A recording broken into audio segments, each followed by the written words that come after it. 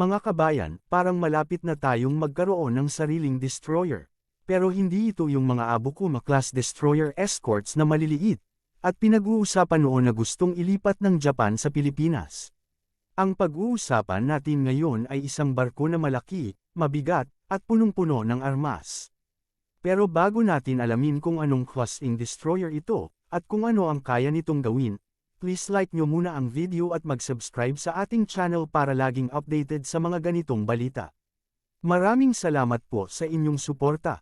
May mga bagong balita na naman na lumabas na may isa na namang barko ang Japan na malapit ng i-retire sa kanilang serbisyo, at isa ito sa mga kino-consider nilang ilipat o ibigay sa Pilipinas.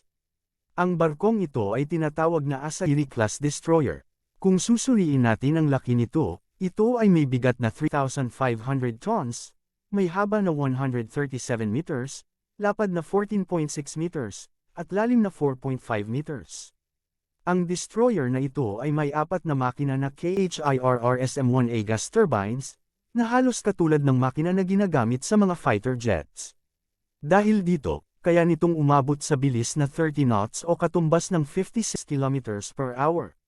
Ang pangunahing trabaho ng barkong ito ay para sa anti-submarine warfare, magbigay ng proteksyon sa buong fleet, at pagbabantay sa mga ruta ng sasakyan sa dagat.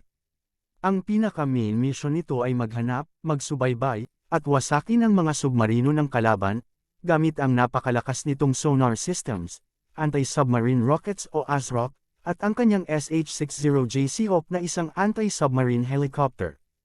Ang destroyer na ito ay armado din ng mga armas, tulad ng Harpoon missiles na isang surface-to-surface missiles na may range na umaabot ng 143 kilometers.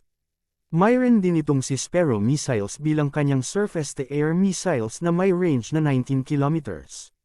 Ang kanyang mga baril ay isang Otto Melara 76mm bilang kanyang main gun, dalawang 20mm na phalanx IWS para sa mabilis na depensa, at dalawang triplet torpedo tubes na 324mm. Mayroon din itong mga advanced na sensors at radar tulad ng OYQ-67 CDS, OPS 1424 Air Search Radar na kayang makadetect hanggang 200 kilometers, Surface Search Radar na may range na 10 kilometers, OQS-4A hull sonar, at OQR-1 TAS. Kompleto rin ito sa electronic warfare systems para hindi madaling matarget ng kalaban. Ang barkong ito ay kayang magsakay ng hanggang 220 na tripulante.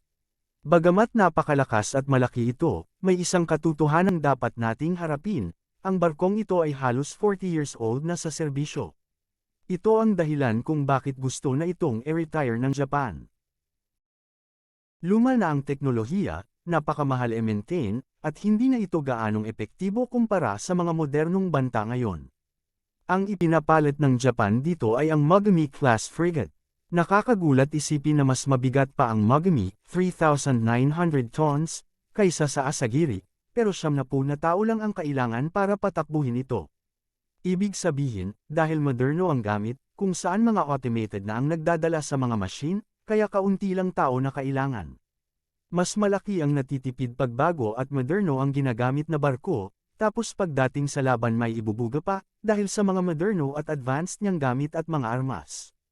Kaya kung ako ang tatanungin, sakaling makuha ng Pilipinas ang Asagiri-class destroyer, kailangan talaga itong dumaan sa malaking upgrade para makatapat sa mga bago at modernong barko.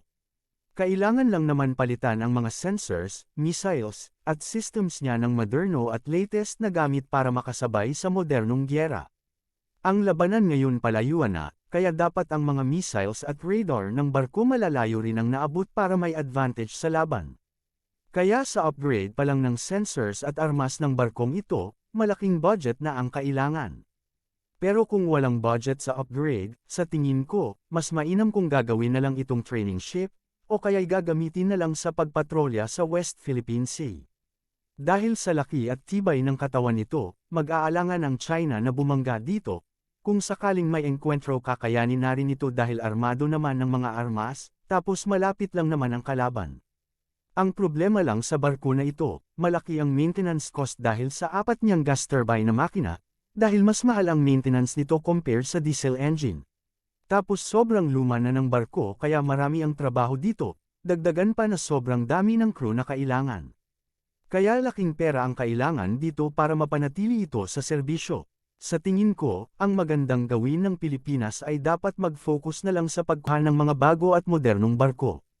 Ito ang mas matalinong desisyon para sa seguridad at sa bulsa ng bayan sa mahabang panahon.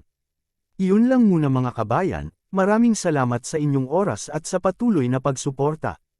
Ingat po tayong lahat.